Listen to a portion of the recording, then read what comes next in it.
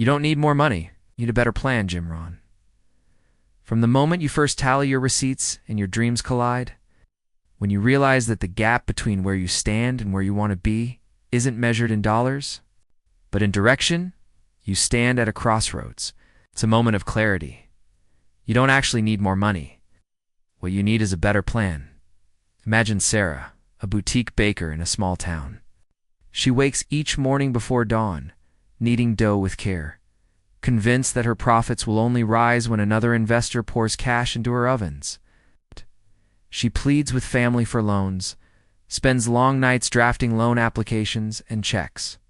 Her bank balance, with a mix of hope and dread. Yet month after month, her account barely budges.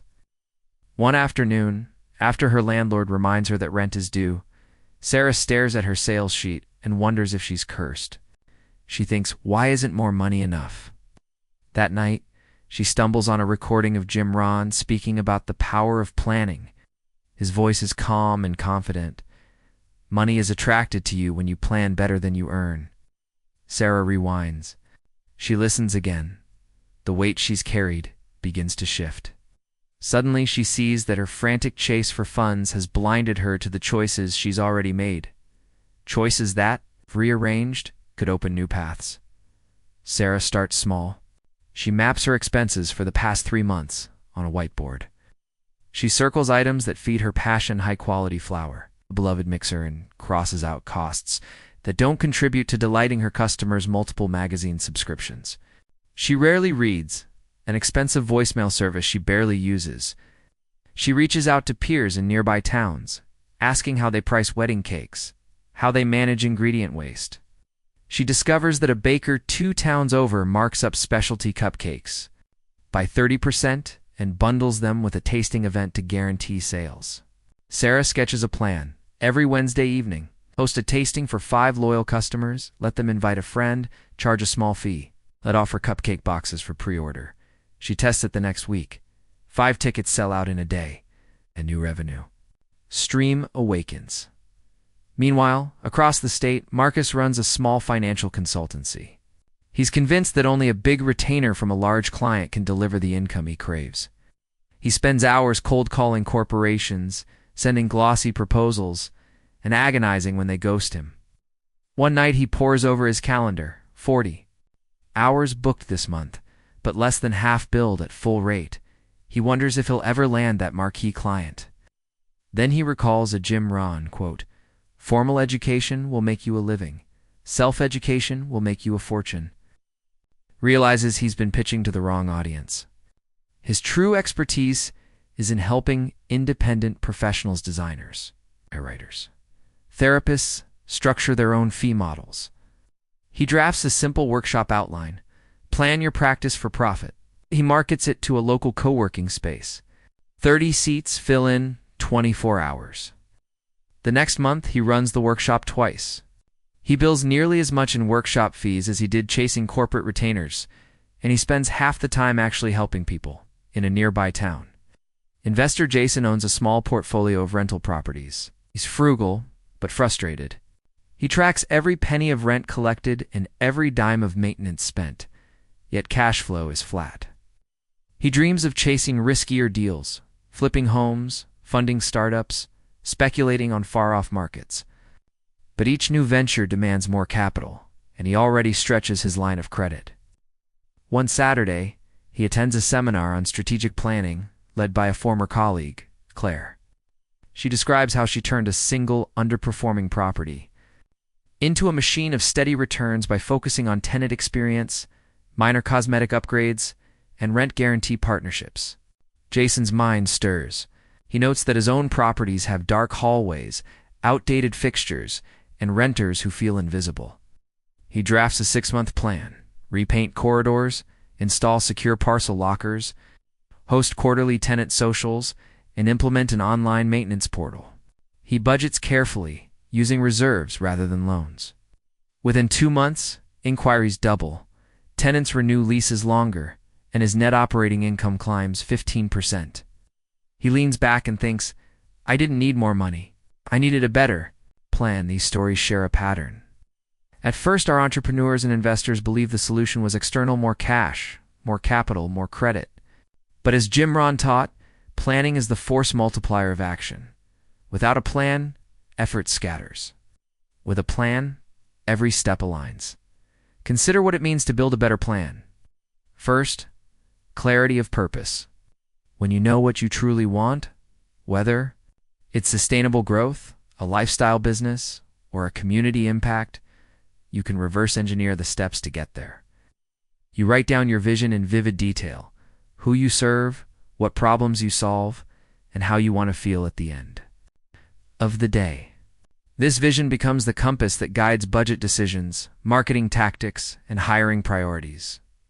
Next, a framework for measurement. Money alone is a lagging indicator. It shows you what happened, not why. Plan infuses metrics into your daily rhythm. Sarah tracks tasting event ticket sales, conversion rates on pre-orders, and average spend per customer. Marcus notes workshop attendance, follow-up consulting engagements secured, and client satisfaction scores. Jason monitors tenant satisfaction, lease renewal percentages, and maintenance costs per unit. These metrics are signposts. They tell you when to pivot, when to double down, and when to pause and reassess. Third, resource allocation. More money can tempt you to acquire more things: equipment, inventory, advertising slots. But a plan directs resources to what matters most.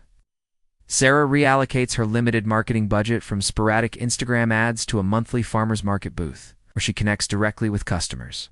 Marcus funnels his time from cold calls to writing a weekly newsletter that builds trust and attracts organic inquiries. Jason shifts cash from speculative deals to enhancing his existing properties, earning steadier returns. Each choice reflects deliberate prior zeta. Fourth, feedback loops.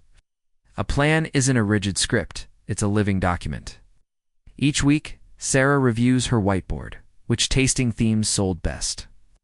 Which cupcake flavors got rave reviews? She experiments and updates her plan. Marcus debriefs each workshop. Did attendees stay engaged? What did they ask for? He refines his curriculum. Jason surveys tenants after social events. He adjusts next quarter's activities. Feedback ensures the plan evolves with real-world insights. Finally, discipline and accountability. A plan asks for consistent action. It defines who does what by when.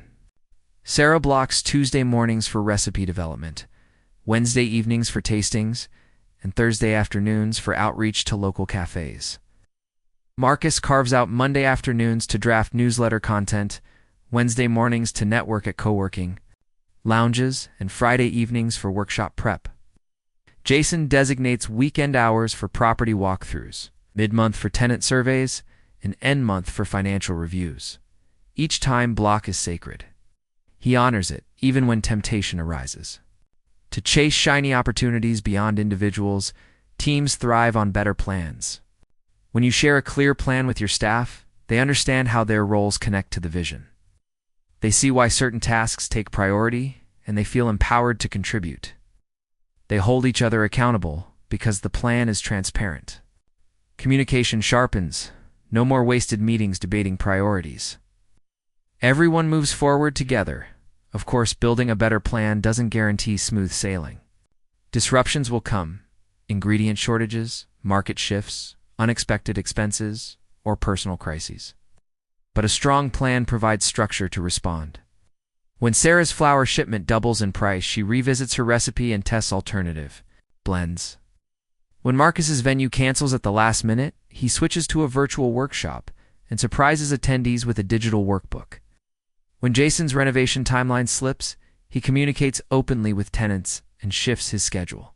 Because their plans include contingencies, buffers, and budget, backup options, and communication protocols, they weather storms with grace. Perhaps most powerful is the compound effect of planning. Money compounds through interest and investment. Returns. A better plan compounds through repeated cycles of clarity, action, feedback, and refinement. Over months and years, a plan transforms how you think, how you work, and ultimately what you achieve. It rewires your habits. You learn to anticipate, to structure your days, and to seek patterns in data. You begin to see life not as a series of random events, but as a tapestry you weave with intention. Return to Sarah 6 months later. Irv Bakery has become a community landmark. People line up early for her rotating seasonal treats. She's hired 2 assistants. She's reinvested profits into a small event space where she hosts private tastings and baking classes. She no longer worries about capital. She worries about creativity, and that is a good worry. Marcus, too, has transformed. His consultancy grew from local workshops to an online academy. He scales his reach with pre-recorded courses, digital toolkits, and a small team of coaches. His revenue quintupled, but more importantly, he feels the joy of impact. He spends his mornings mentoring young entrepreneurs and his afternoons refining his own plan for global expansion. Jason's portfolio is blossoming. His tenant satisfaction scores top 90%. He partners with a social enterprise to offer subsidized rents for low-income families in one building, a move that aligns profit with purpose. His investors praise his returns and his integrity. He spends weekends scouting new acquisitions, not because he needs more money, but because he sees new possibilities for planning excellence. These transformations didn't begin with a sudden windfall. With a moment of realization that chasing money without direction is like sailing without a rudder. A better plan is the rudder. It harnesses your energy, aligns your resources, and guides you through calm seas and storms alike. So pause now and ask yourself, what if the missing variable in your venture isn't cash, but clarity? What if your next move isn't finding a new investor, but drafting a sharper roadmap? What if instead of dreaming of more funds, you dreamt of a plan so compelling that money naturally flows to it? Write down your vision in one sentence. Below it, list 3 key metrics that matter. Then sketch the next 3 actions you will take this week, specific, measurable steps that serve your vision. Block time on your calendar right now. Decide who will hold you accountable, then begin. You don't need more money. You need a better plan. A better plan starts today. When you choose to plan with intention, every dollar you earn multiplies in value. Every hour you invest compounds into expertise. Every relationship you cultivate becomes a partnership. Over time, you'll look back and realize that your greatest asset was never the balance in your bank account, but the blueprint you drew and followed. Now imagine 1 year from today, your business humming. Your investments flourishing, your team aligned, and your impact magnified, all because you refused to chase money aimlessly and instead crafted a plan that invited success in on its own terms. That is the power of planning.